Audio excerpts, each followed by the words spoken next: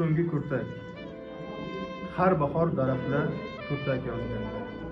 Bu yangi uyg'onishdan darak berarmish, qalb tubida qurib qolgan muhabbat yana kurtaklashni orzu qilarmish. U ham gullagandi bahor faslida.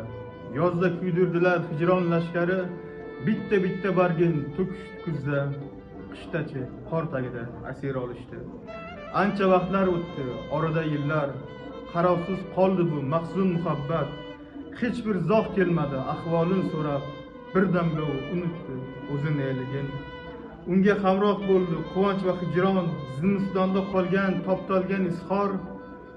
U uchun vafodor bo'ldi ayriliq, visollik umidi uzmadi zinhor.